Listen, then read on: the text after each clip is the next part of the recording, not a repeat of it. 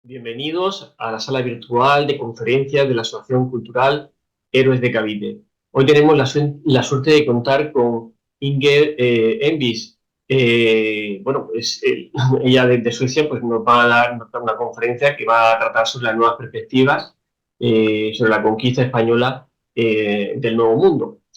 Eh, Hoy, pues bueno, en nuestra sala, como ya habrá podido ver Inger, pues tenemos muchísimos compañeros que son de Hispanoamérica, de México, sobre todo de México, Perú, Argentina, también de Brasil, tenemos compañeros.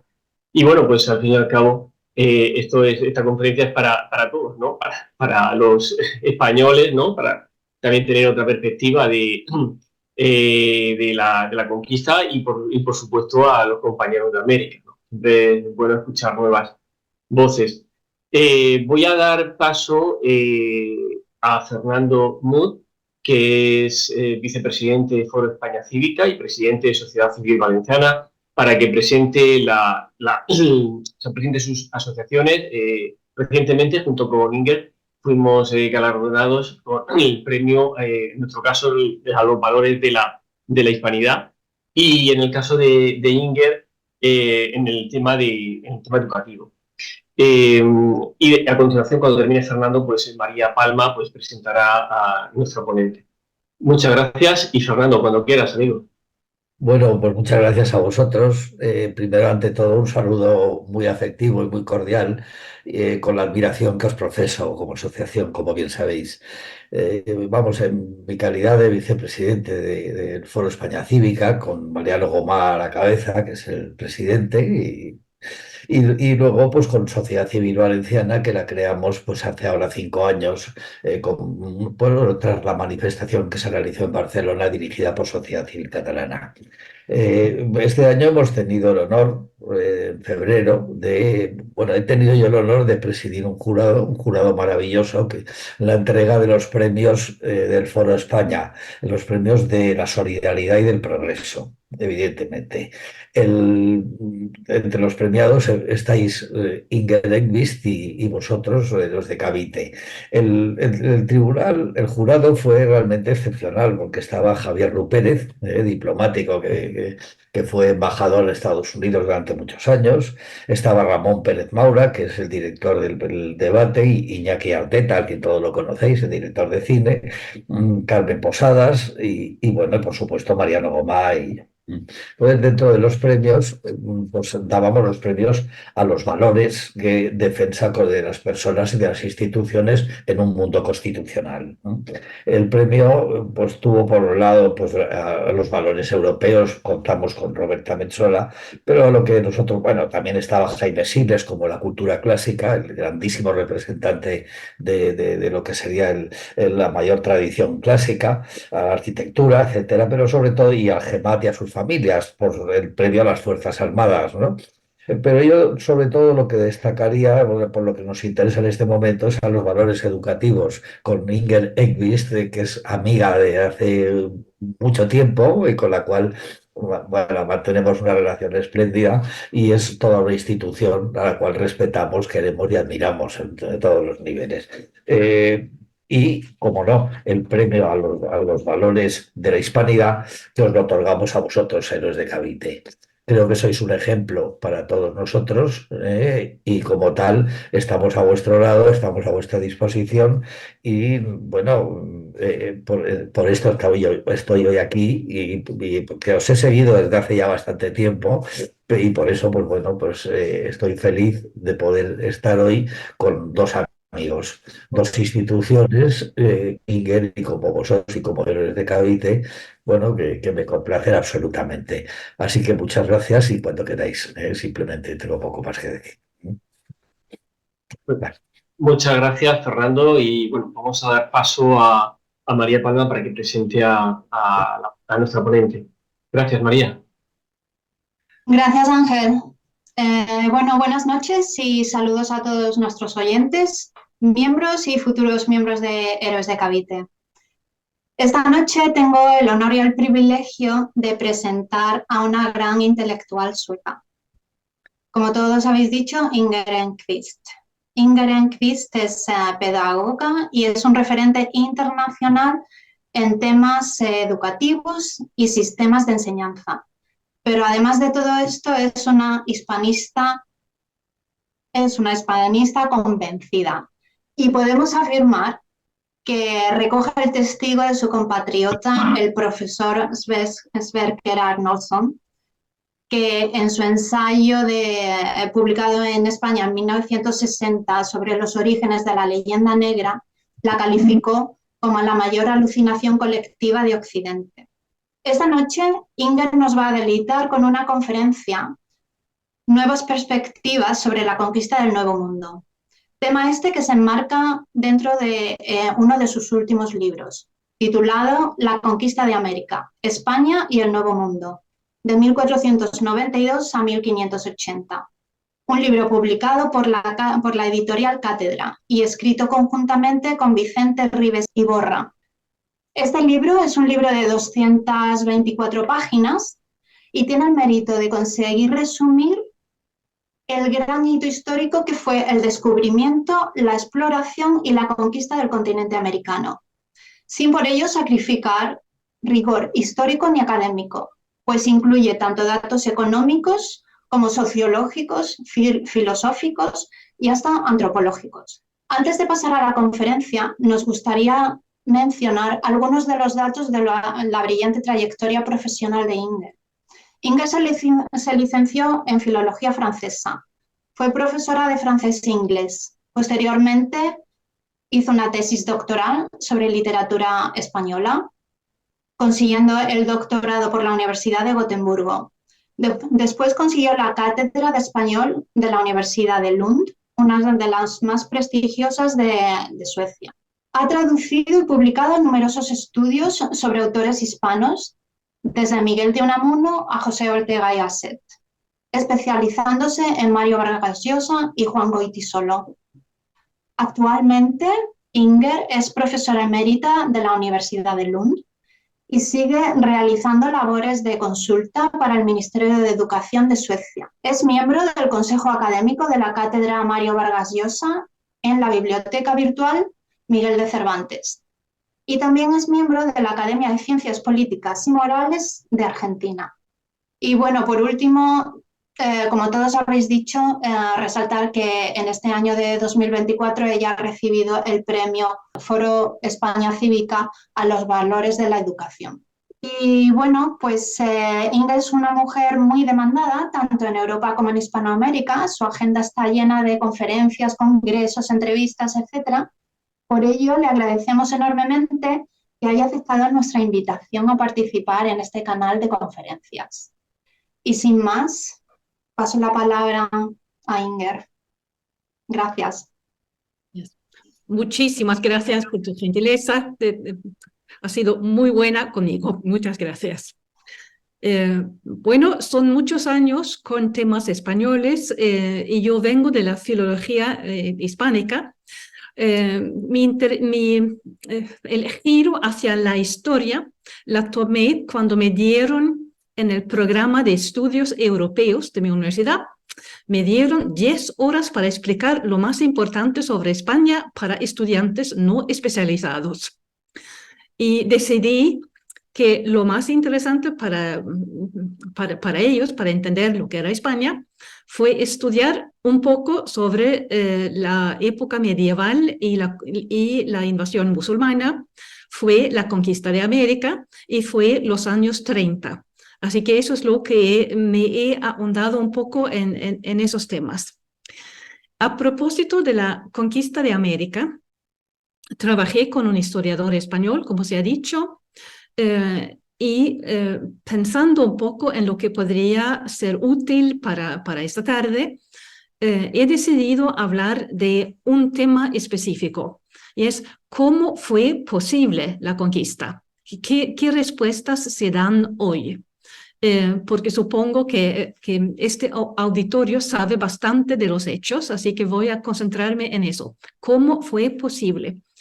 Como se suele decir, ¿cómo fue posible que un puñado de españoles pudieron conquistar un continente? Es una pregunta que formula también Jared Diamond, un investigador norteamericano, que toma como punto de partida el encuentro o el choque en Cajamarca en 1532 entre Pizarro y Atahualpa. Dice que vinieron de dos mundos. ¿Y qué pasó? ¿Y por qué finalmente venció Pizarro? Así que hay datos nuevos y lo que yo voy a hacer en los próximos minutos es apuntar a aportaciones de otras ciencias que nos explican un poco por qué pasó lo que pasó.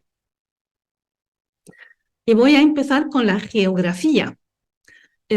Se dice cada vez más a menudo que la geografía de América es vertical, mientras que la de Europa y Asia es más bien horizontal. ¿Y qué se quiere decir con esto? Bueno, se piensa, claro, en los Andes, y en Norteamérica, la Sierra Madre o las rocosas, que dificultan la comunicación. Las montañas, pero también las selvas. En Sudamérica, claro, en el Istmo de Panamá, por ahí, Colombia, el sur de Venezuela, Brasil, etc. Y además hay desiertos, como sabemos todos, en el norte de Chile y entre México y los Estados Unidos. Así que el continente tiene todas las dificultades que conocemos para comunicarse.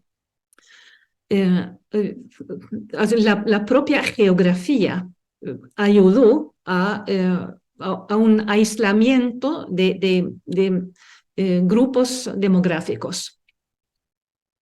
También dificultó la diseminación de plantas y animales y también conocimientos. Finalmente, no hay tantos ríos tampoco. Y sobre todo no hay tantos que desembocan en el Pacífico, porque los ríos también pueden ser vías de comunicación, claro. Y no todos los que existen son navegables.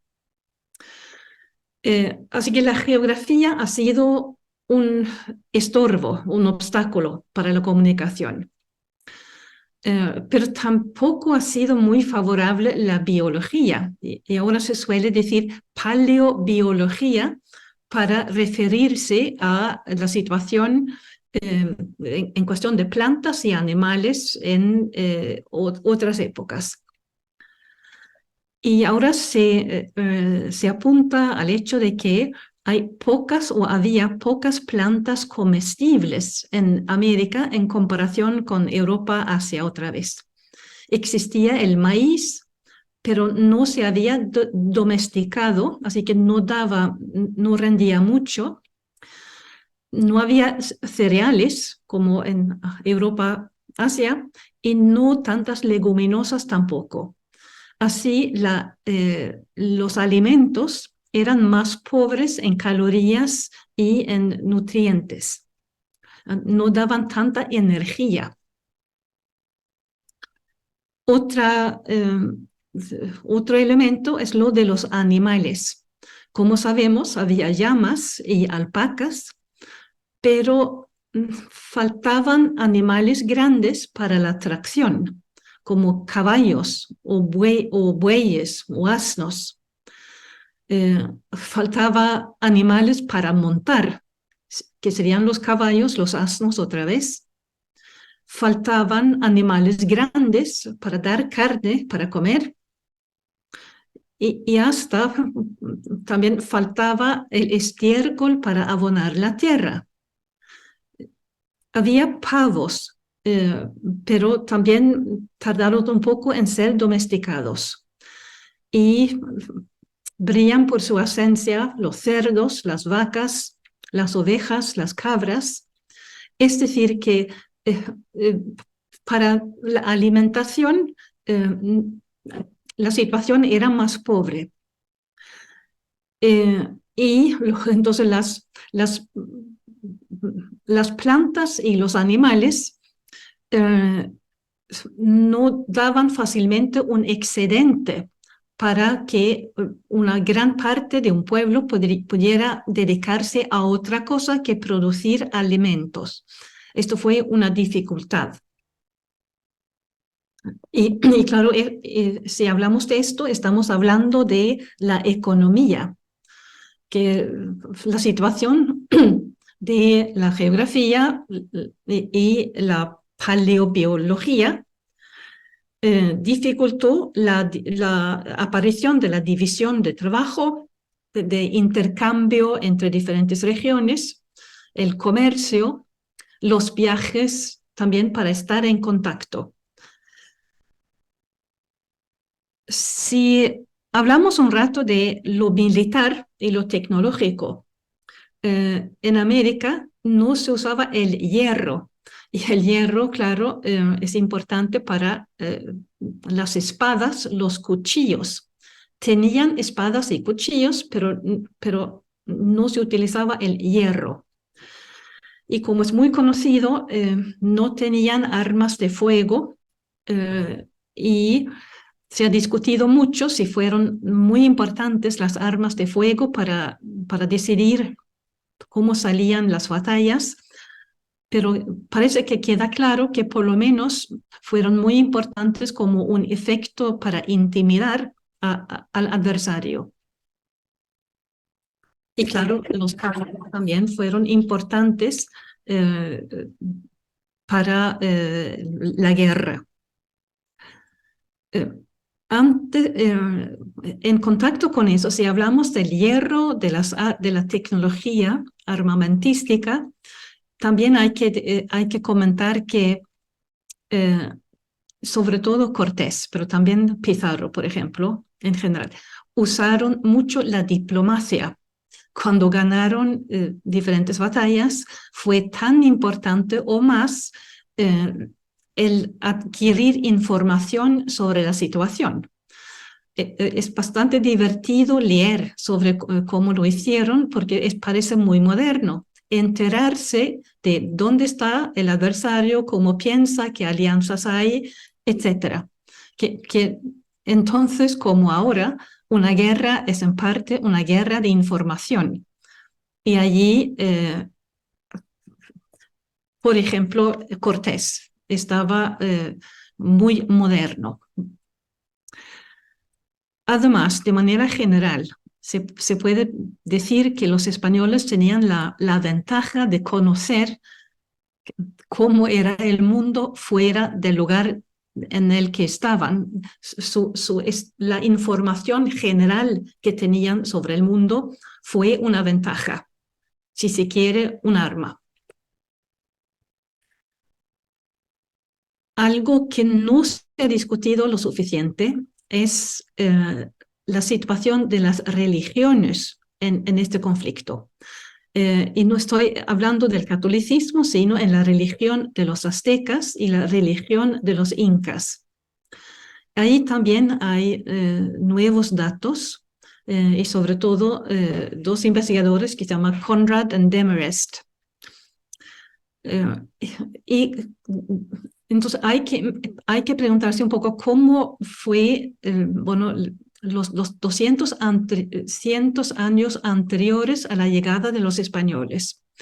Y si hablamos de los aztecas, todos sabemos que vinieron al Valle de México, quizá 200 años antes, más o menos por ahí, se establecieron y crecieron.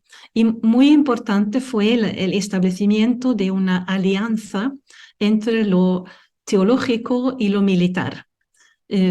Se puede hablar de la creación de una religión, un credo religioso que los aztecas, los mexicas, adoraban a su rey, a su Dios, pensando que necesitaba sacrificios humanos para estar contento, para estar con ellos, que había una alianza entre el Dios y ellos iban a darle sacrificios humanos y él los iba a bendecir y que ayudarles a ganar sus guerras. Y eso fue lo que hicieron durante mucho tiempo, pero tener ese credo religioso los obligó a salir a vencer, a hacer la guerra a los pueblos vecinos para conseguir prisioneros para sacrificar. Lo negativo con esto es que cuando sacrifican a los enemigos vencidos, ya no queda gente, ya no queda hombres en edad de trabajar la tierra en esa región. Es decir, que la próxima vez hay que ir más allá para encontrar, para vencer a ese pueblo también, llevarse a los hombres, sacrificarlos y después seguir más allá todavía. Y cuando llegan los españoles, ese sistema había llegado casi a donde podía llegar, porque habían llegado hacia el norte de México y las regiones desérticas, habían llegado en el sureste, hacia el sur, hacia tierras de mayas, hacia la selva. Así que cada vez era más difícil avanzar y más difícil conseguir a las personas para sacrificar y se estaba un poco terminando el sistema y no vencieron con tanta facilidad como antes, lo que pudo haber hecho pensar a los aztecas que el dios no estaba tanto con ellos como antes. Y lo que se puede decir de este sistema es un sistema de autodestrucción. Destruyen lo que tienen alrededor. Los demás pueblos los odian, claro, porque son fatales para ellos. Así no se crean aliados. Y lo que sabemos es que Cortés entró en alianzas con varios grupos indígenas y sobre todo los tlaxcaltecas. Fue una alianza muy duradera y muy provechosa para las dos partes. Sucedió algo similar en el Perú, y es que los incas también habían llegado a las zonas centrales del Perú.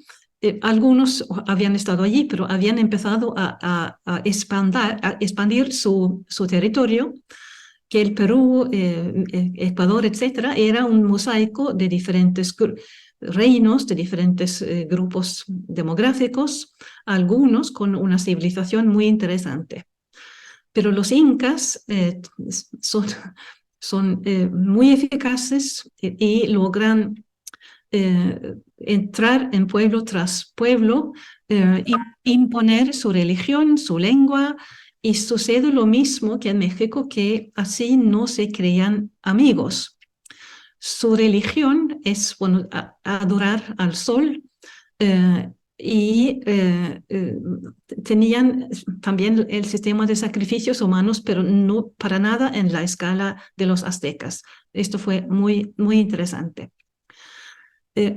Sabemos que los incas se organizaban muy bien, que tenían una burocracia muy eficaz y que controlaban mucho a los pueblos vencidos. Se llevaron a sus dioses, a Cusco, a las estatuas de los dioses, a Cusco, y obligaron a los jefes de los pueblos vencidos a mandar a sus hijos a Cusco a ser educados. También allí hubo un mecanismo de autodestrucción, y es que el nuevo Inca, como el emperador de los incas, fue elegido entre las familias más importantes. En Europa hablaríamos de la nobleza. Pero con una circunstancia especial, y es que cuando murió un inca, la familia de este inca se quedó con sus recursos, con sus haberes. Es decir, que el inca recién nombrado tenía que salir a hacer la guerra inmediatamente para conseguir dinero, para tener con qué vivir y con qué dirigir el reino. Era como una máquina de guerra constante. Además pero también los incas habían llegado quizá a los límites naturales. Por un lado, habían llegado a los Andes, que era una muralla muy, muy difícil de vencer. Y al norte también habían llegado en Ecuador hacia las selvas del sur de Colombia, y en el sur hacia el desierto de Atacama, al norte de Chile. Así que ellos también habían llegado a donde podían llegar con relativa facilidad. Era cada vez más difícil cultivar las tierras de las que disponían. Así que había cierta falta de estabilidad en el reino. Pero peor que todo esto es que había muerto recientemente el emperador, el Inca anterior, y había una lucha entre dos hermanastros. Uno, llamado Huáscar, tenía más derecho al trono, según las costumbres y las tradiciones, pero otro, Atahualpa, quería quitarse de encima a su hermanastro, y lo hizo de una manera extremadamente cruel. Fue un baño de sangre realmente con mucha brutalidad. Llegó a quitarse de encima a su hermanastro. Así que cuando habla el famoso Garcilaso de la Vega de la conquista del Perú, dice que quien destruyó el imperio incaico fue Atahualpa, para decir lo mal visto que era. Podríamos decir que estas dos sociedades podrían llamarse con un término moderno totalitarios o totalitarias. Había un poder religioso, un poder militar, eran sociedades muy jerarquizadas, y un factor para explicar por qué no todos los indígenas lucharon para sus sociedades es que eran sociedades bastante duras con sus ciudadanos, sus habitantes. Esas son las religiones. Si pasamos un rato, si pasamos a la arqueología, se ha dicho durante mucho tiempo que, algunos presentan a la América de antes de la llegada de los españoles como un mundo tranquilo, con gente que vive bien, que vive tranquilamente, en paz.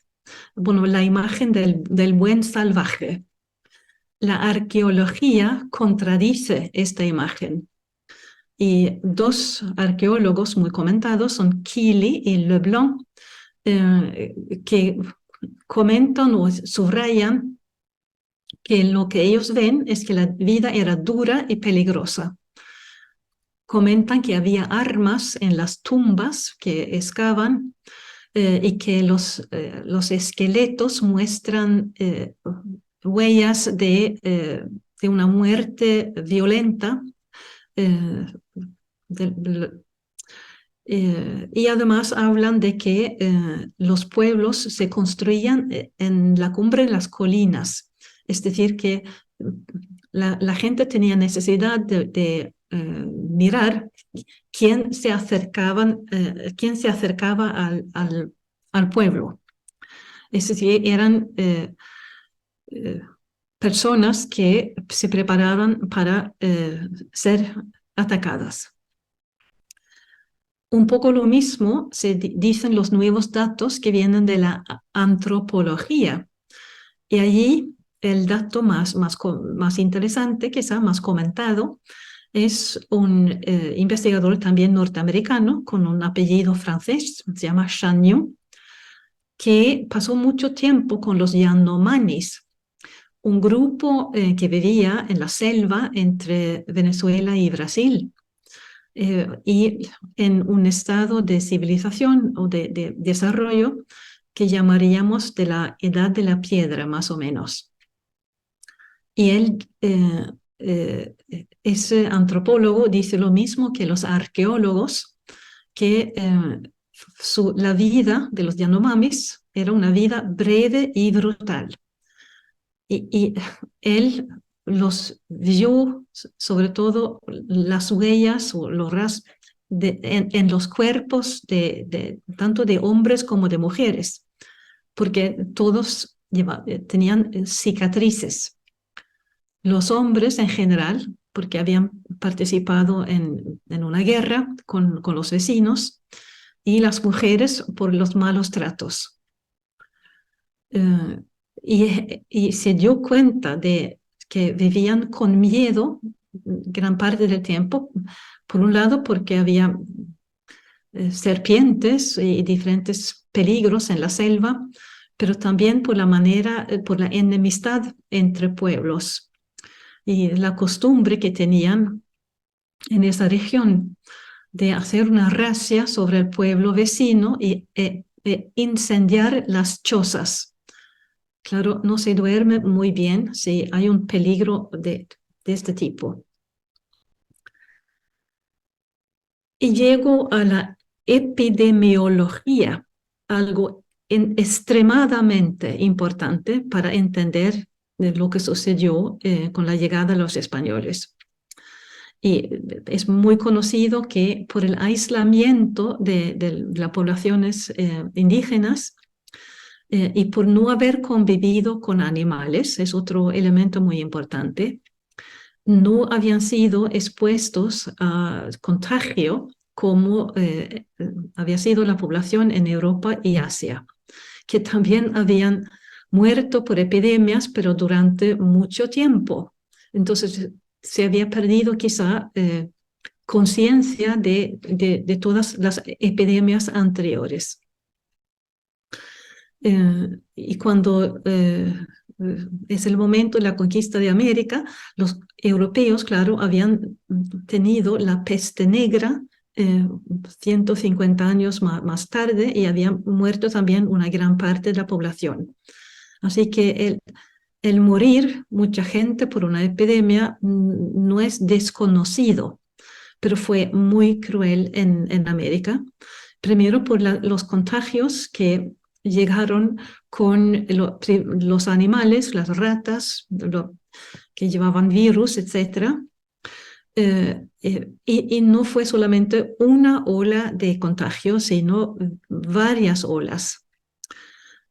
Murieron también los europeos en parte por enfermedades africanas como la fiebre amarilla, la malaria, porque había en los barcos también africanos y que traían enfermedades de su región. Y con todo esto, lo que sucede es un desorden total de la sociedad, exactamente como sucedió después de la peste negra en Europa. Así que las jerarquías, las costumbres, las tradiciones ya no funcionan. Y claro, fue difícil para estas sociedades defenderse contra algo nuevo. Los españoles eran una amenaza, pero de un nuevo tipo, y hubieran necesitado tener a sus líderes, diríamos con una palabra moderna, en su sitio para poder organizar una defensa más eficaz, pero esto no fue así. Y por ejemplo, en Perú había muerto el inca anterior, posiblemente por una epidemia, y después de Moctezuma en México murió otro elegido, otro emperador, también de una epidemia. Así que fue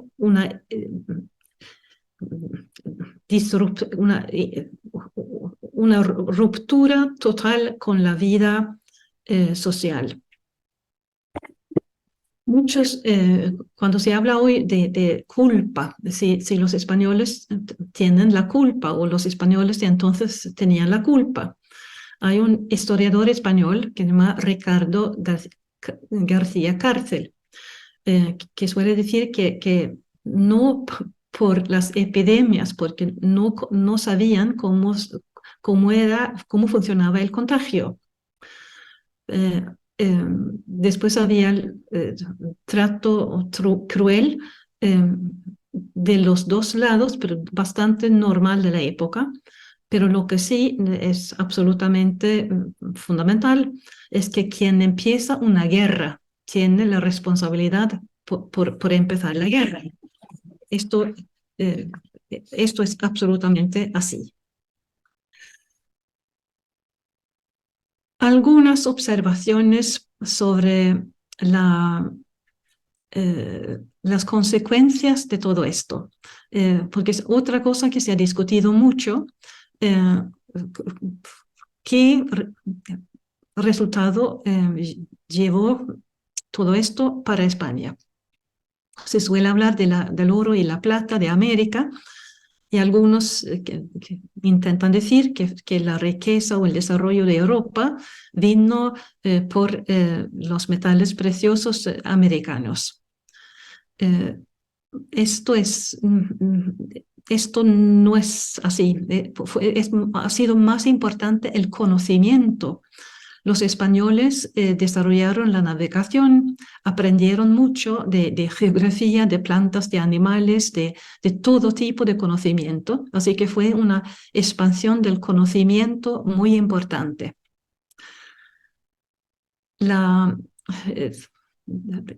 Sucedió algo negativo para España en el uso sobre todo la plata que vino de América.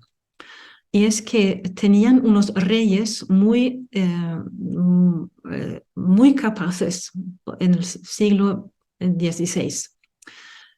Tanto los reyes católicos como Carlos V, como Felipe II, fueron reyes extraordinarios desde muchos puntos de vista.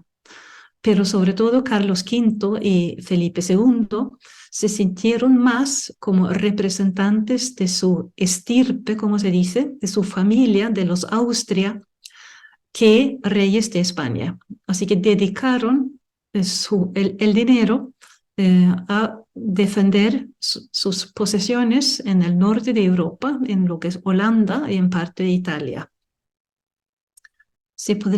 Los españoles de hoy podrían decir que hubiera sido mejor que se hubieran dedicado más a cuestionar España, etc. Pero esto es contrafáctico. Organizaron bien América, y como sabemos todos, se organizó no como colonias, sino como reinos, como si fueran regiones de España. Y la palabra usada en la época era un reino. Y el sistema con los virreyes y el tomar declaración de los virreyes o investigar cómo habían gobernado también fue interesante y eficaz si comparamos con lo que se daba en la época.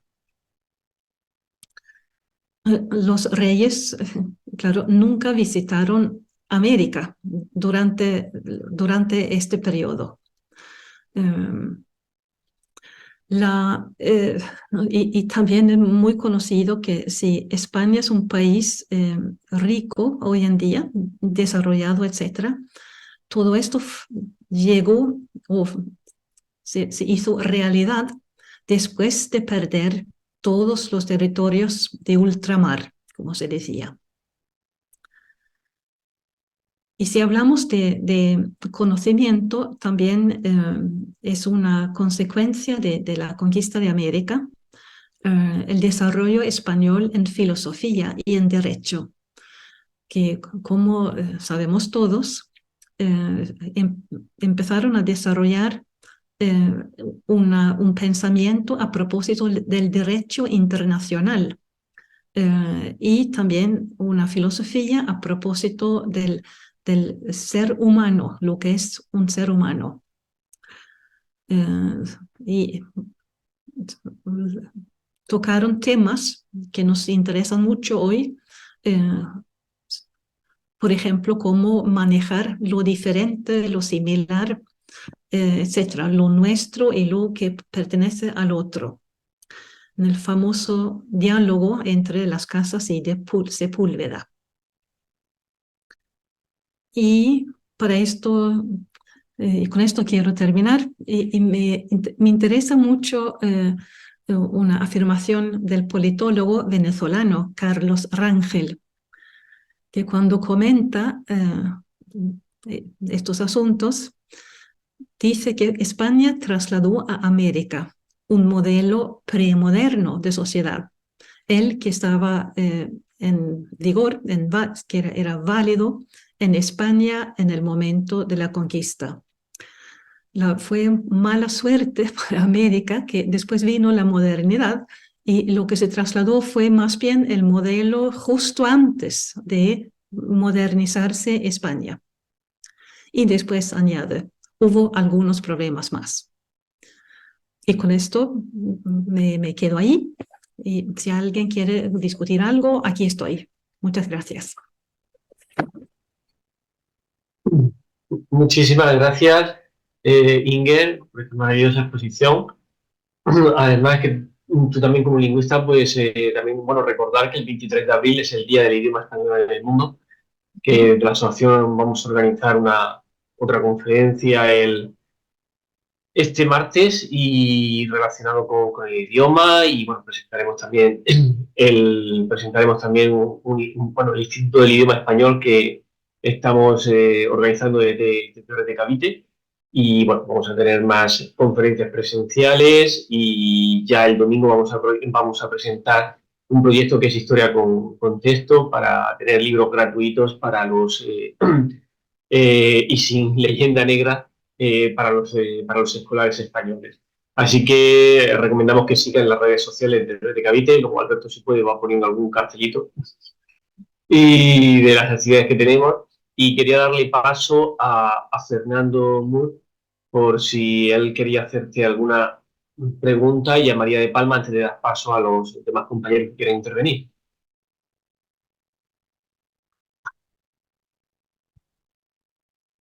María, ¿quieres, de que la has presentado tú, quieres comentar el micro? Sí, ya lo he abierto. Bueno, pues muchísimas gracias. La verdad que para mí ha sido una nueva perspectiva, como es en el libro. Todos estos datos antropológicos iluminan mucho sobre lo que existía anteriormente, o sea, cómo se alimentaban. Yo, por ejemplo, me ha surgido una pregunta conforme iba describiendo Inger las plantas que conocían y las que cultivaban. Si no conocían las legumbres y el maíz, no se cultivaba. Luego usted ha hablado de que faltaban hombres para el cultivo de determinadas plantas. Entonces, ¿se sabe qué tipo de plantas son las que realmente cultivaban? Seguramente hay gente que sabe más que esto. Yo me he fijado, solo puedo contestar de manera general. Me he fijado en que había pocas plantas muy eficaces para producir alimentos.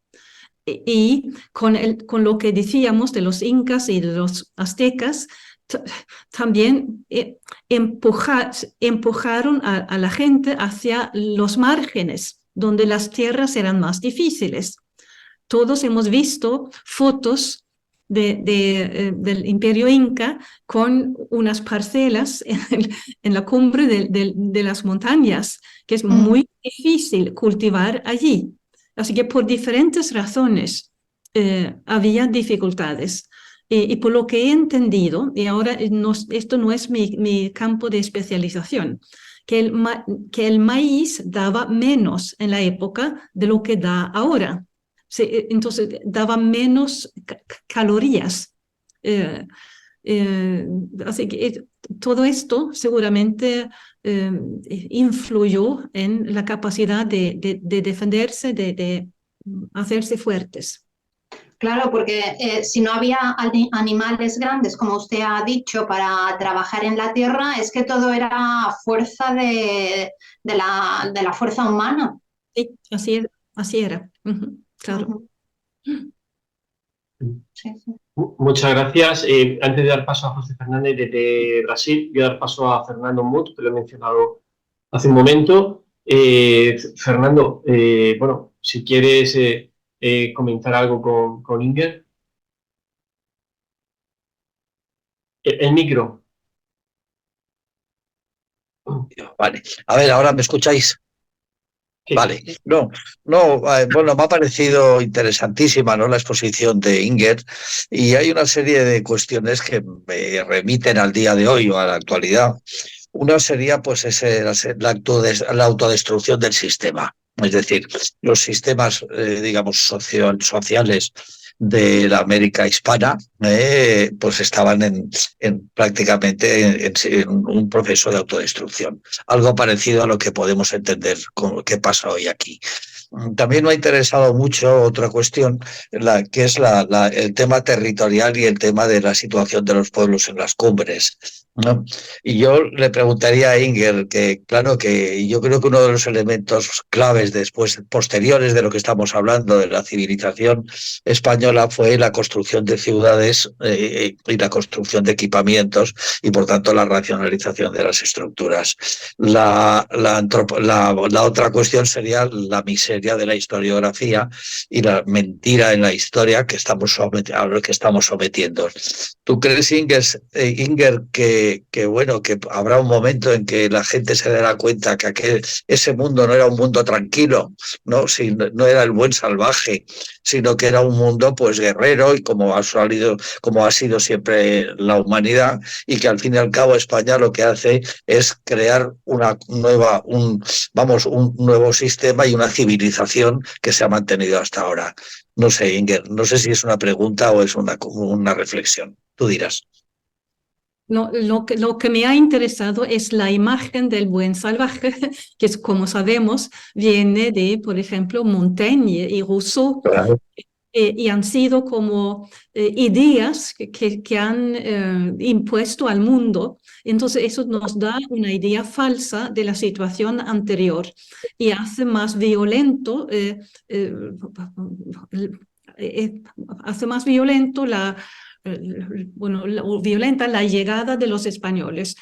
Creo que es más razonable pensar que había conflictos bélicos como en otras sociedades del mundo donde no se habla del buen salvaje. Voy más en contra de la idea del buen salvaje porque no se sostiene con los datos de los que disponemos. Después, claro que fue violento que llegaran gente para conquistarlos, pero quisiera decir también que también los incas habían conquistado a los demás pueblos, también los aztecas habían conquistado a otros. Es un poco, no es que fuera bueno que llegaran los españoles, pero es que ¿por qué condenar a unos y no a otros? Que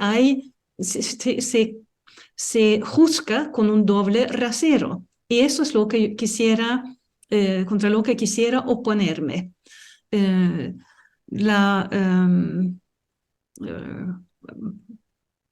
Y también cuando se lee los textos de las crónicas sobre el espanto de los españoles a propósito de los sacrificios humanos, es muy fácil compartir este espanto y es muy fácil compartir el espanto de las jaulas que vieron donde se cebaba a la gente para comerla. Algunas cosas buenas hicieron. Así es, así es. Muy bien. Gracias, Ingrid.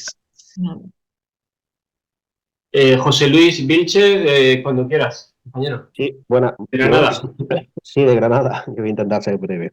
Primero, Inga, felicitarte por la valentía de hacer una ponencia en un idioma que no es el nuestro, ¿no? O sea, que no es el propio, ¿no? Eso tiene mucho mérito. Lo sabemos algunos por experiencia propia, eso de tener que defender ciertas ideas y encima en un idioma que no es el de uno, ¿no?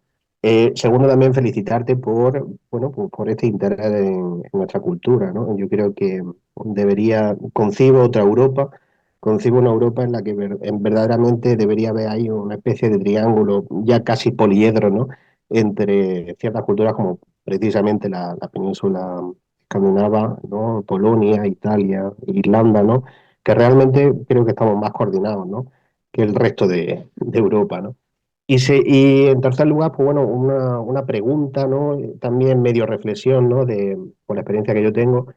Eh, Siempre he visto que la izquierda como que siempre intenta, excepto honrosas excepciones, como por ejemplo Pedro Insua, ¿no? O el youtuber este famoso, Armesilla, ¿no? Pero siempre intenta, veo que está en la línea de denigrar la cultura hispana, ¿no? Y en ese sentido la pregunta es, porque tengo entendido que usted es pedagoga, ¿no?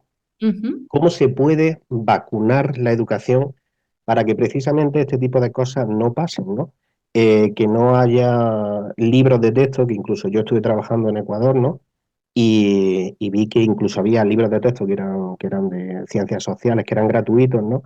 Y que están pues, repletos de falacias, de malconcepciones y también pues, de ciertas intencionalidades, ¿no?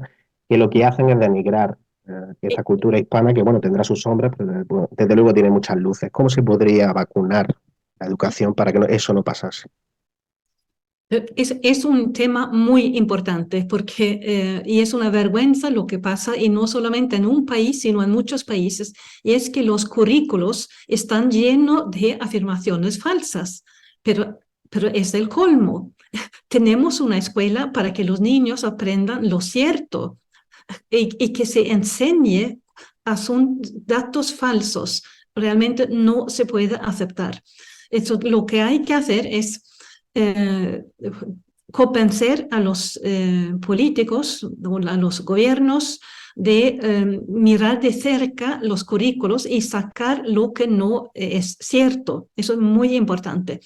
Y quizás dar más horas a la materia de historia en comparación con ciencias sociales de manera general, porque ahí en ciencias sociales, en materias que llaman ciencias sociales, se mete más bien los asuntos políticos que gustan o los temas políticos que gustan al gobierno de turno. Mirar esto y mirar también la formación docente, porque allí entra, se intenta inculcar a los futuros docentes lo que, bueno, la ideología que gusta al gobierno y después quizá los docentes sigan diciendo lo mismo durante 40 años. Así que esos son los dos momentos, los dos puntos importantes, los currículos y la formación docente.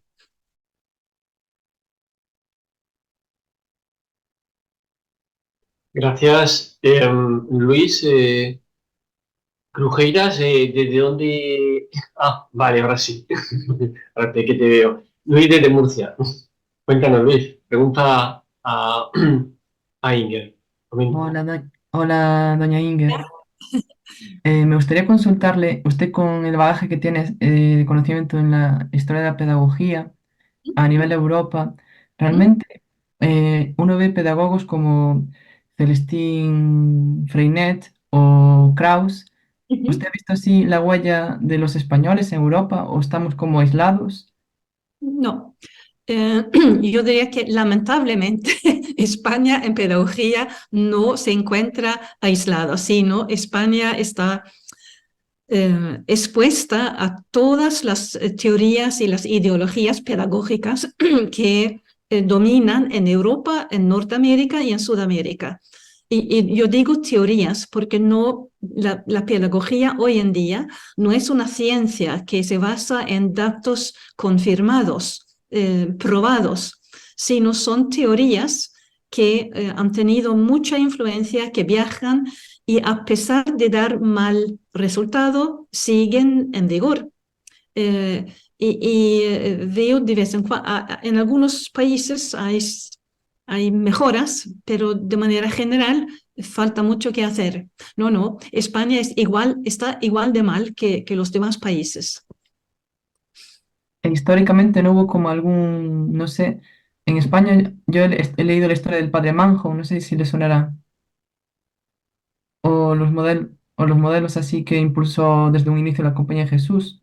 ¿Realmente tuvieron difusión algún autor español por Europa?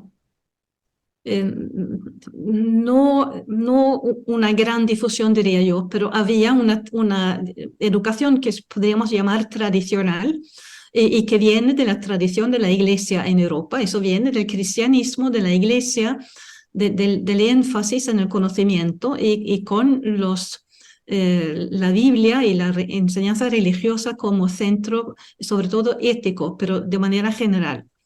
Y esto es lo que se ha diluido durante el último medio siglo y lo que a mí me preocupa y me entristece es que ya no es el centro de la escuela el conocimiento, sino es cambiar a la persona, cambiar el grupo. Así que hay una meta sociológica o política, si se quiere, y no una meta de conocimientos. Y esto tiene relación con lo que acabamos de decir. Si la meta fuera conocimiento, no se enseñarían datos falsos. Pero la meta no es eso, sino es moldear a los ciudadanos para que eh, tengan ciertas actitudes, moldear actitudes más que enseñar conocimientos. Es triste y hay que luchar contra esto. Muchas gracias. Gracias. Oscar, desde Colombia. Shogasuba Mega, buenas tardes en lengua muisca. Mi nombre es Oscar Ian Rodríguez, señora Inger, mucho gusto en dialogar con nosotros. Y digamos, no me sorprende, bueno, pues algunas aceptaciones suyas, porque pues en el caso de la cultura de los mayas sí se ha visto documentado cuán autodestructiva fue su cultura. En el momento que llegaron los españoles, ya digamos la mayoría de sus ciudades ya estaban en ruinas, quedaban las últimas que iban a ser conquistadas ya al principios del siglo XVIII, si no mal recuerdo. Y me da tristeza que digamos en esa educación que se está impartiendo se esté sobrevalorando un periodo histórico como es el periodo indígena, del cual pues ya se está llegando a decir que digamos, inventando un dogma, porque pues nosotros estamos pasando del dogma de la Iglesia Católica a un dogma digamos, de un paraíso perdido en el mundo indígena, y no solo en ese periodo, sino también en el periodo republicano, diciendo de que tenemos que habernos liberado de los españoles y mire las consecuencias que nos están trayendo ahora. Entonces yo diría que hay que blindar esa educación, porque si queremos una educación, para nosotros tiene que ser basada en las evidencias, tanto históricas, arqueológicas y también científicas. O sea, yo, digamos, me he documentado bastante, por ejemplo, en la dieta de los indígenas, que sí, habían muy pocas, pero habían plantas, además del maíz, del cual se desarrolló la arepa, en nuestra cultura colombiana, que tiene mucha raigambre indígena. También está la guayaba, la uchuva, pero digamos hay que aceptar que también los españoles cambiaron esa dieta para bien nuestro, porque pues ya estábamos ya en una situación de precrisis alimentaria, y hay que entenderlo. Lo mismo pues hay algunas culturas indígenas que basaron su consumo en el venado y en el pescado. Entonces, inclusive en la compañía de estos tenían perros muy pequeños y zorros, porque se alcanzó a domesticar zorros en el cono sur de la Argentina. Y digamos, si nos inventamos la historia de que el hombre era el del salvaje, ya digamos estaríamos empezando a pecar de conocimiento con base a una falacia. Entonces sí sería más que una pregunta, una reflexión en la cual Sí. estamos muy expuestos los hispanoamericanos sobre nuestra cultura, eh, y ahí digamos que empezar por ahí desde la academia antes de llegar digamos, a las escuelas para decirles, mire, tenemos que cambiar esto y aquello, antes de que sigan con un dogmatismo ideológico que ya lastimosamente hasta nuestras propias comunidades indígenas están ya absorbiendo eso y también las mestizas. Entonces es como una reflexión que dejo. Muchas gracias. Estoy totalmente de acuerdo. Lo has dicho muy, muy bien. Y yo creo que para que un pueblo pueda, un país pueda eh, seguir adelante, hay que entender su historia, entender de dónde viene uno. Y el negarse a aceptar ciertos hechos históricos es una debilidad que augura mal para el futuro. Es como el primer paso, entender y aceptar lo que ha sido. Uno puede lamentar ciertos hechos, pero aceptarlos es muy importante. Y he leído algunos libros que son comparaciones entre cómo se enseña la historia en diferentes partes del mundo. Y cuanto más distorsionada se enseña la historia, peor va el país. Así que hay una relación entre poder ver la realidad enfrente y el salir adelante. Así que es absolutamente, exactamente como ha dicho. Pues muchas gracias. Turno de María Palma. Sí, gracias. Otra preguntita. Y creo que va un poco enlazada con este último comentario, porque, bueno, aprovechando que Inger es de Suecia, Suecia, bueno, pues está en la órbita de los países nórdicos y bueno, se estudia bastante a autores ingleses, estadounidenses y demás. Pues la pregunta va en torno ¿por qué el tema de la conquista de América está siempre de actualidad? O sea, 500 años, sigue ahora, está y levanta tantas ampollas, tantas rivalidades. ¿Cómo que, qué pasa? O sea, en Inglaterra, por ejemplo, que hicieron barbaridades tanto en Australia como en Estados Unidos, y eso pues ni el propio país ni es un discurso actual en la propia Inglaterra, Gran Bretaña, ni está siempre de actualidad, no hay tantos estudiosos. O sea, ¿por qué esta obsesión con la conquista de América? Yo creo que, que es un intento de socavar a Occidente, de decir que todos lo hacen mal, y no es únicamente España, son también otros países europeos, pero lo que no quieren es hablar de otros imperios, otras conquistas. ¿Quién habla, por ejemplo, del imperio azteca y de sus conquistas de otros indígenas? ¿Quién habla del imperio inca y la conquista de otros pueblos de la región? Esto nadie lo dice, nadie dice que es un tipo de imperialismo también. Así que mi comentario sería que el atacar a España, pero también a Inglaterra, es algo que se hace de manera sistemática para socavar yo diría que lo que otros ven como la soberbia europea. Sí, ese es mi libro.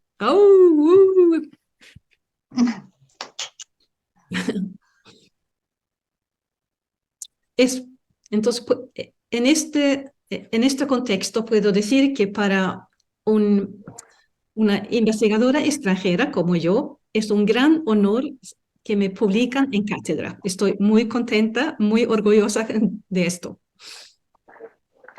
Quizá nos puede hablar también de forma concreta de su último libro que fue publicado en Suecia, pero no, creo que todavía no en España. Sí, estoy sacando un libro sobre la Segunda República, es decir, 1931 a 1936. Es decir, es el camino hacia la guerra civil y cómo España en 5 años y 3 meses pasó de su mejor época nunca a una guerra civil. Mi análisis es un libro, es un estudio que se acerca al tema por la política y por la historia, un poco para mostrar que esto no fue necesario de ninguna manera.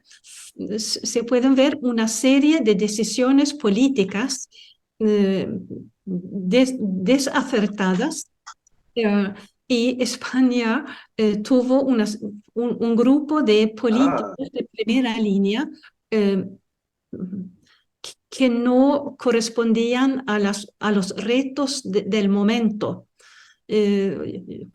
Yo los llamaría a algunos directamente vanidosos, piensan en su propia carrera, su propia fama, más que en el bien del país. Y esto no es cierto solamente sobre los líderes de un partido, sino de varios partidos. Es un grupo de líderes políticos, es una palabra fuerte, pero lamentables. Y lo que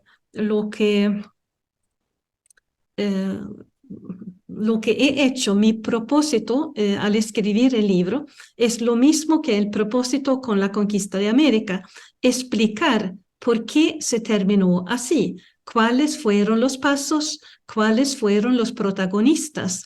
Así que más que, bueno, lo moral es indirecto. Y tengo como subtítulo una democracia sin demócratas. Sí, muy acertado el título.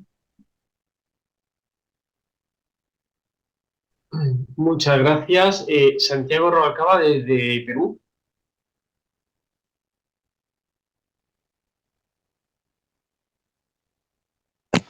Hola, buenas tardes. ¿Me escuchan? Sí. Sí. Buenas. Primero agradecer la ponencia de la doctora Inger, ha sido muy ilustrativa. Yo soy peruano, quisiera dar algunas acotaciones para ampliar el panorama que ha estado muy bien explicado. Primero, algo puntual que había escuchado en las ponencias es con referente al tema de cómo se desarrollaron mucho el sistema de ingeniería de los andenes, el sistema de agricultura en lo que fue el entonces, bueno, en el caso de los andinos, llegaron a desarrollar o llegaron a domesticar camélidos que los utilizaron como animales de carga. Estamos hablando de la llama, estamos hablando de la alpaca o incluso de las vicuñas. Eso para empezar. Quisiera mencionar también lo siguiente, ¿no? Con referente a la conquista, que muy bien lo he explicado, ¿no?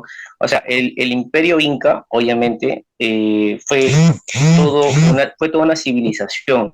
Llegaron a desarrollar mucho conocimiento, ¿no? Llámese en la ingeniería, por ejemplo, que ustedes han escuchado, Machu Picchu es una de sus obras, dentro de las tantísimas que desarrollaron en el Cusco y donde prácticamente instalaron su imperio. Asimismo, tuvieron también un amplio conocimiento, un vastísimo conocimiento en filosofía y también en la cosmogonía. Es cierto, los incas fueron politeístas, creían o adoraban, por ejemplo, adoraban la lluvia, la luna, ¿no? La tierra, y obviamente hacían festividades en ciertas fechas específicas, ¿no? En sus tradiciones.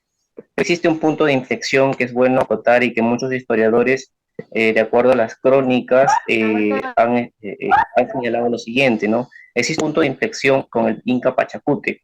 El Inca Pachacute es el llamado gran reformador que reunió todo a los más sabios de aquel entonces y hizo un punto de inflexión en el cambio cosmogónica y teológica de la interpretación de sus divinidades. Es decir, el Inca era visto como el sol, ¿verdad? O lo consideraba el sol como su propio hermano, ¿no? Empero desarrolla la figura de un dios llamado Huiracocha, que era el dios era la divinidad que era el que construyó el universo. Entonces, es importante señalar esto porque este conocimiento en realidad era más para la élite. Recordemos que estamos hablando de una sociedad teocrática en la que el Inca era considerado Dios, ¿vale? Y que no estaba, o sea, no ni siquiera se le podía mirar al Inca, ni siquiera sus soldados o su ejército podría observar al Inca. Entonces, la figura de Wiracocha es importante para entender también la conquista.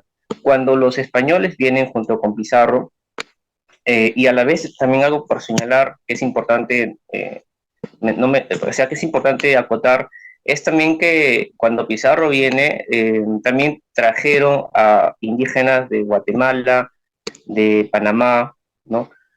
Y también África, ¿no? Entonces, fueron un grupo que en realidad era minúsculo comparado a la cantidad del imperio, ¿no? Pero el imperio, como muy bien lo ha señalado, era justamente un grupo, perdón, una civilización construida multiétnicamente. Es decir, habían etnias en las cuales conservaban prácticamente su religión, conservaban su idioma, no conservaban sus propias costumbres, sus huacas, que es muy importante señalar, o sea, era parte de su cultura que pese aún cuando hayan sido sometidos al imperio del Tahuantinsuyo, no dejaron sus costumbres.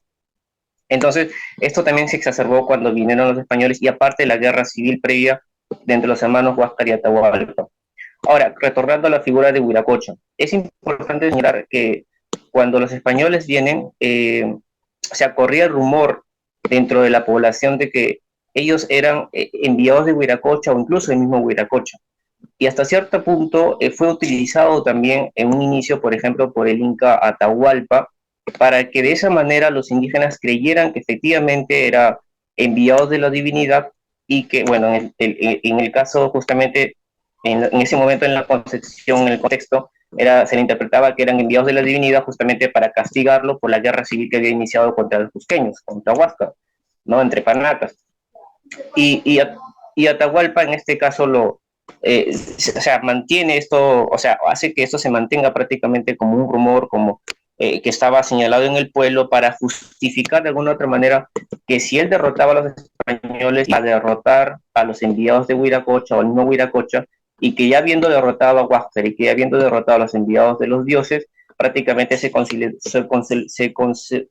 a consolidar prácticamente como el Zapa Inca regente en todo el Tahuantinsuyo.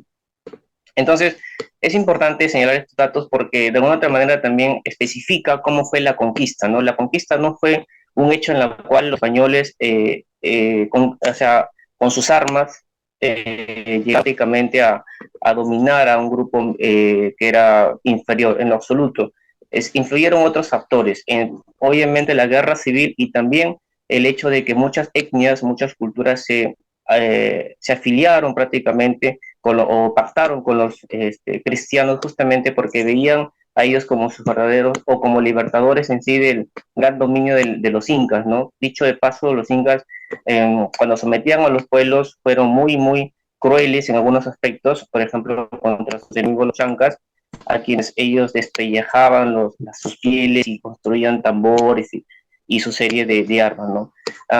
En Perú también es bueno señalar que los incas no fueron, digamos, una civilización que fagocitaba la carne humana o estaba muy el hecho de los sacrificios, ¿no? A diferencia de quizás lo que pasaba en el norte.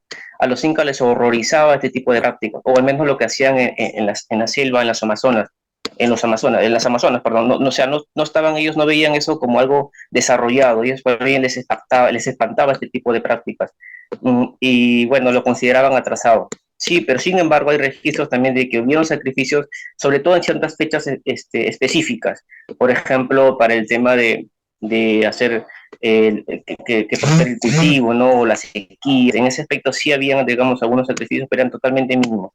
Y bueno, es bueno señalar esto porque de alguna otra manera es importante acotar que cuando hablamos del imperio inca y como de otros imperios, estamos hablando de una gran civilización, porque estos discursos, por ejemplo, victimistas de los indigenistas, es de que ellos dicen, pero nosotros ya teníamos una civilización, ¿por qué tenían que venir otros, digamos, del extranjero, venir de Europa a destruirnos e implantar lo suyo? Pero en realidad es producto de desconocimiento, ¿no? Es bueno también revalorar este acervo que se ha conservado en los incas y también señalar todo el aporte que vino de Occidente traído por España, y de esa manera pues se construyó lo que es Hispanoamérica, ¿no? El Perú es prácticamente una muestra viviente de eso, y no solamente el Perú, los países de la región, estamos hablando de Chile, Ecuador, Bolivia, Colombia, Venezuela, el mismo Argentina, ¿no? Entonces, eso justamente muestra lo que es el mestizaje, ¿no? La interculturalidad.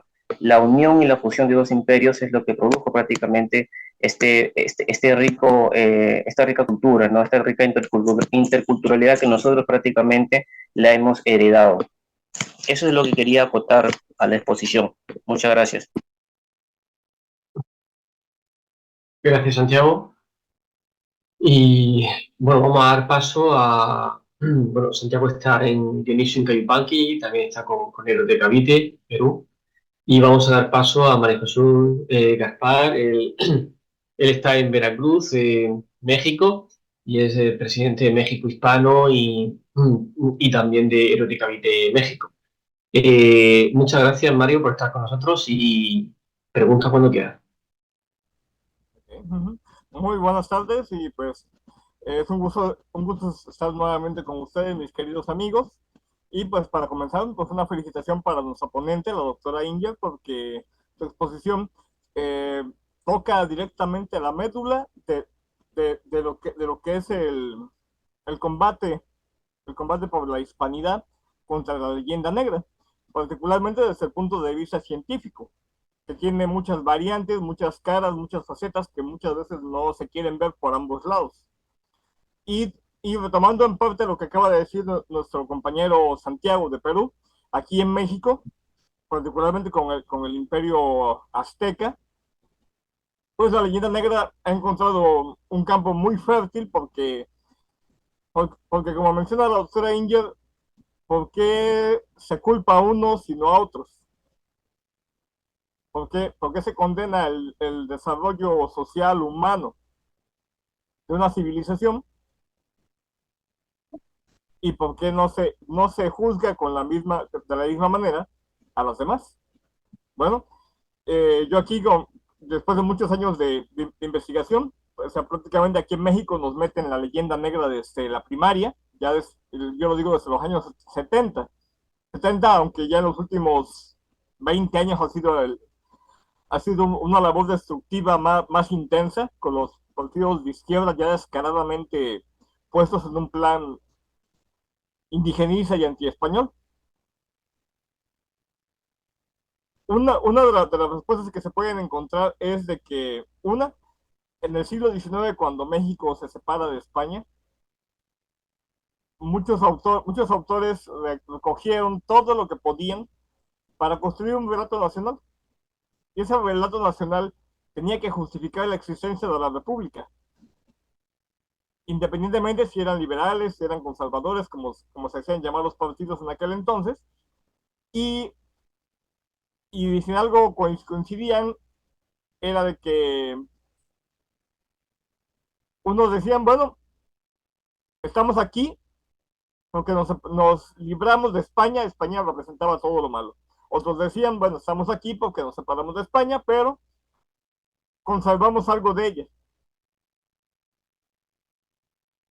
Y en el caso de los liberales, que fueron los que finalmente ganaron, ellos construyen un relato tomando en cuenta las fuentes de la época y construyen un relato tremendamente falso, fantasioso, que hoy en día, y lo digo por experiencia como profesor que he sido también de historia para mis alumnos, ellos me preguntaban, oiga maestro, ¿y cómo podemos separar la verdad de la mentira? ¿Cómo la podemos detectar? Le dije, pues mis queridos amigos, le digo, para comenzar vamos a dividir los relatos en 3 categorías. Lo que es la historia, aquello que es probado con documentos, con evidencia arqueológica. Vamos a separar la leyenda, que tiene un relato con una parte verdadera, con una parte fantástica que le da su atractivo. Y vamos a separar el mito, que es totalmente fantasía. Ahora, si analizamos los documentos históricos, si analizamos la evidencia, por ahí podemos comenzar a darnos cuenta la gran cantidad de mentiras que está plegada a nuestra historia. yo soy partidario de que la historia de México tiene que reescribirse porque ya llegó a un límite insostenible de mentiras, de manipulaciones que están destruyendo a la juventud. Particularmente abusando de ese sentido de pertenencia, de identidad que el mexicano defiende muchas veces de manera muy necia. Y ese mal hábito que se tiene en toda Hispanoamérica cuando dicen es que nos conquistaron, es que nos hicieron. Cuando a mí me preguntan, yo les digo, señores, no se equivoquen. El nos no existe. En todo caso, conquistaron, tuvieron que ver con nuestros antepasados, no con los actuales. El no se puede aplicar de ninguna manera. ¿Por qué? Porque no podemos comprar los odios ancestrales, no podemos comprar los resentimientos, no podemos comprar los traumas, porque no nos dejan ningún bien. Y aparte, científicamente, inclusive hasta a nivel religioso, digamos lo que digamos, el pasado ya no se va a cambiar. Lo que sí podemos hacer es construir el presente, lo que sí podemos hacer es construir un nuevo futuro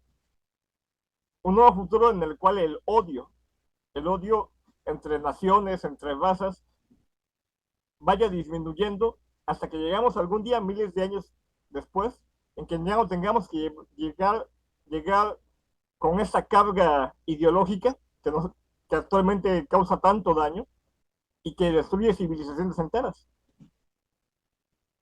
Y en el caso de los mexicas, sin duda tenían una gran civilización, tenían grandes avances, pero a la hora de juzgarlos debemos de evaluar también que no eran la única sociedad. Por ejemplo, cuando he dado recorridos para grupos de estudiantes, muchos jóvenes me dicen, oiga, maestro, pero es que era una sociedad perfecta, aquí era un paraíso, había armonía, había paz. Y digo, no, muchachos, les digo, no nos confundamos. La misma historia, la misma evidencia, nos dan las pistas. Digo, les voy a poner un ejemplo.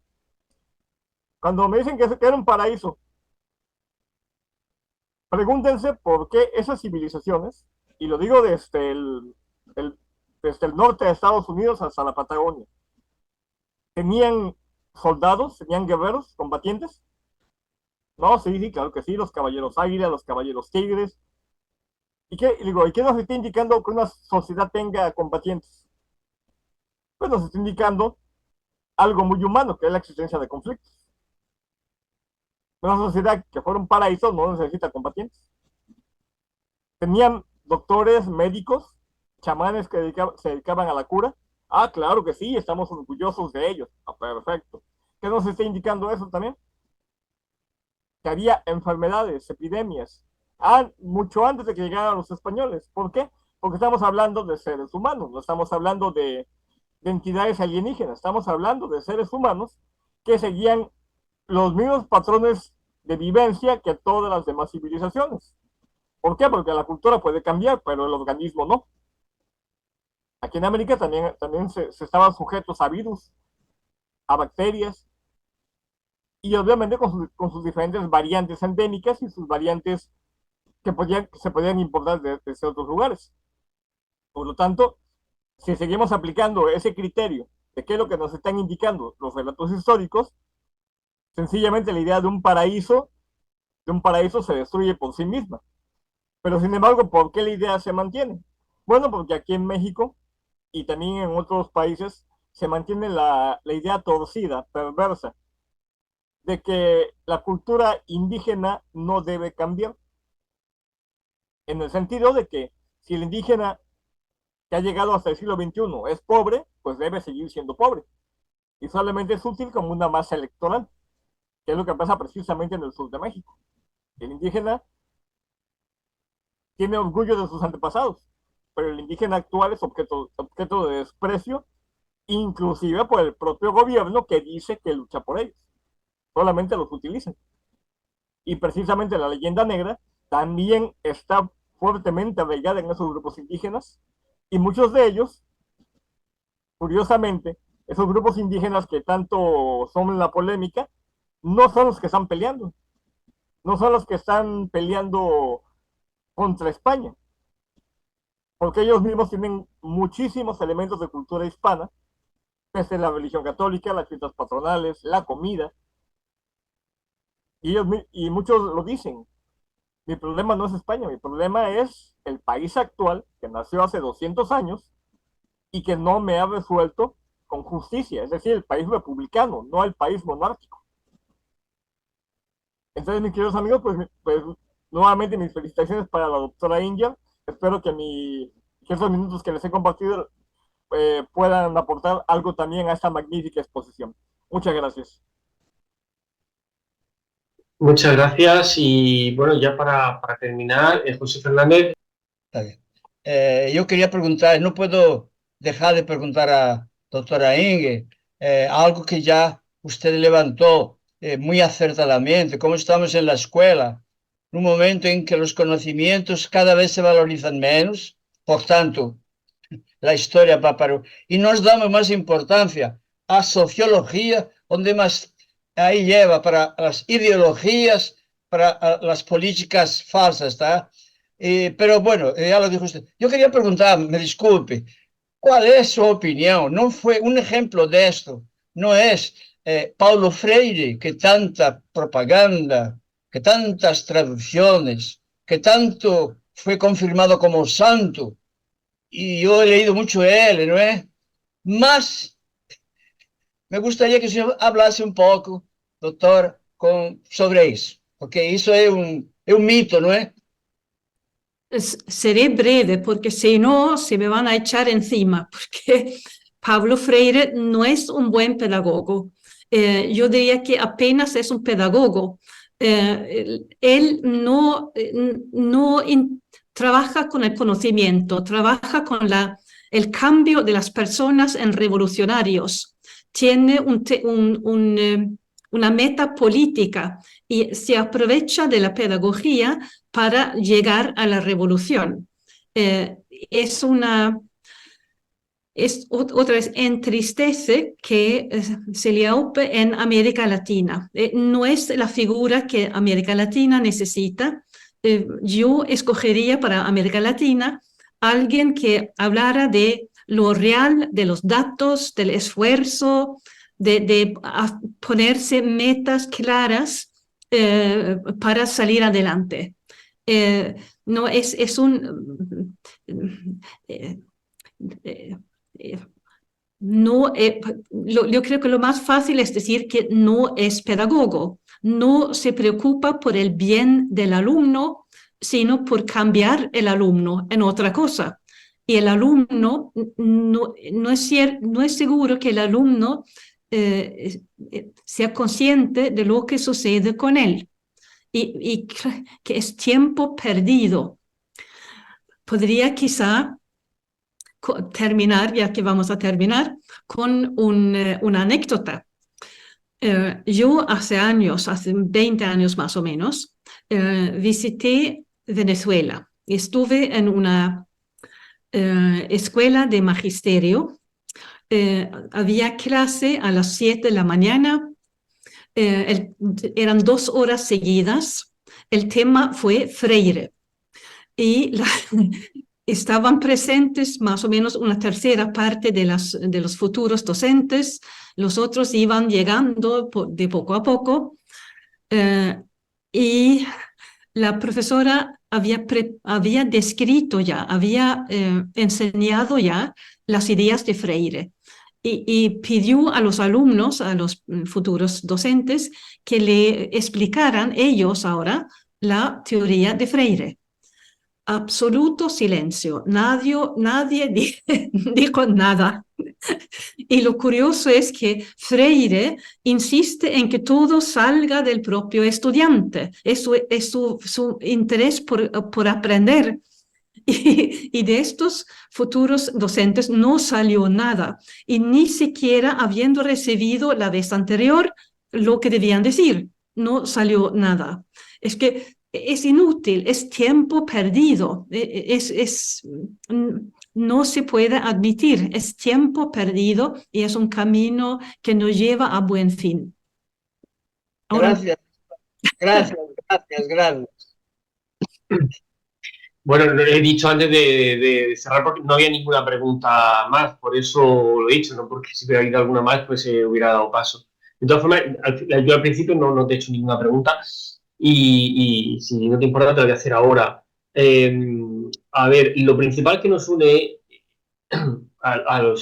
a España y con América es el idioma, ¿no? El 23 de abril es el día del idioma español en el mundo, según reconocido en la ONU, y me gustaría que hicieras que indicaras las fortalezas y debilidades del idioma que compartimos como lengua materna de 500 millones de personas.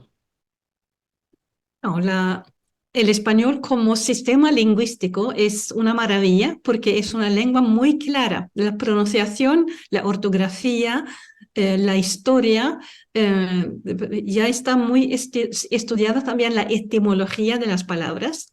Es un placer estudiar el español si uno lo hace desde el punto de vista histórico, lingüístico, literario y todo esto. Hay una riqueza enorme en la literatura clásica.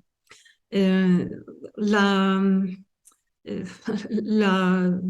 pena, si debemos decir algo, es que ya no se estudia tanto literatura clásica. La moda ahora es empezar en el siglo XX. Entonces, se salta la riqueza que ofrece la literatura clásica. Yo durante muchos años di clases sobre la historia de la lengua y después el Cantar de Mio Cid, el libro del buen amor, etcétera, hasta el Quijote. Fue una gloria, fue un gran placer leer estos libros con los estudiantes, porque, no sé, quizás para un extranjero, es el haber aprendido la lengua y tener acceso a algo que si no hubieras aprendido estaría cerrado para ti. Es algo emocionante. Nada más, fue una observación personal. Muchas gracias. Y bueno, ha levantado la mano José Luis. Sí, no, por abundar en lo que dice Inga. En verdad, o sea, yo soy titular de Psicología del Aprendizaje y ciertamente cuando uno estudia cómo la mente humana aprende, pues bueno, hay grandes autores como por ejemplo Piaget, que está concentrado en esto de cómo se organiza el conocimiento en forma de esquemas cognitivos. Se le da mucha relevancia y de buena manera a Vygotsky, ¿no? Con el concepto de mediador, ¿no? En esa teoría sociocultural que tiene.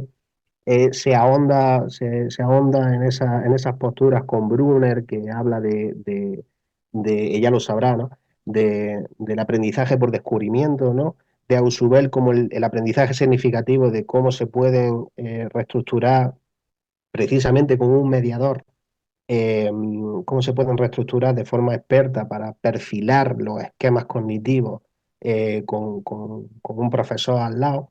Pero cuando uno llega a Paulo Freire, en verdad sí, dice algo muy bonito como que la educación es un ascensor social, ¿no? Y de hecho lo es. Pero en verdad no encuentra ninguna propuesta, o sea, no tiene teoría ninguna, no hace ninguna aportación relevante. Lo único que hace, pues bueno, como siempre, ciertamente la educación es un ascensor social, pero realmente es una persona que está totalmente ideologizada y es ideologizante y siempre se lo lleva, pues, por supuesto, como siempre, al terreno de la izquierda. Y hasta era simplemente por eso, por lo que acaba de decir Inga, totalmente de acuerdo con ella.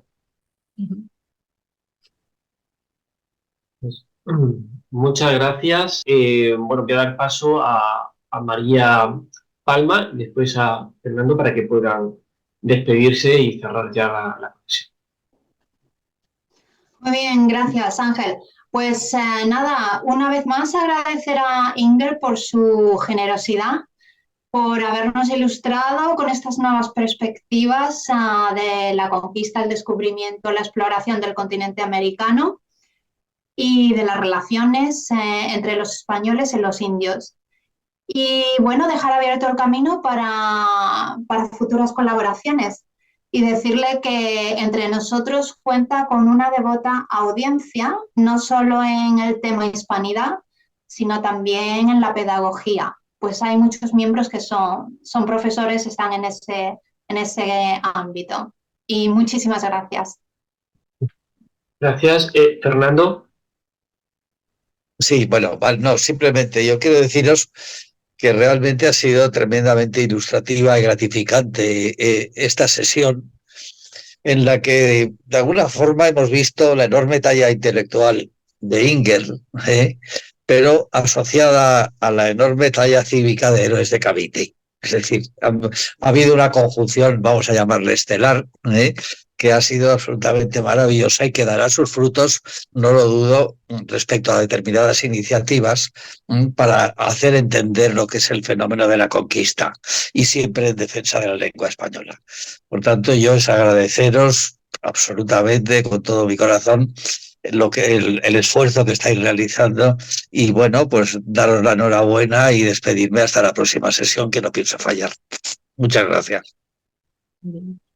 Muchas gracias, Fernando. Y Inger, qué decirte, ya está dicho todo, el público de Cavite está encantado con tu conferencia, no es para menos, con todos los datos que has dado, con el esfuerzo que has hecho para dar una conferencia en una lengua materna que no es la tuya, y ya sabes que esta casa es tu casa y seguro que seguiremos colaborando. Pues muchísimas gracias. Muchísimas gracias.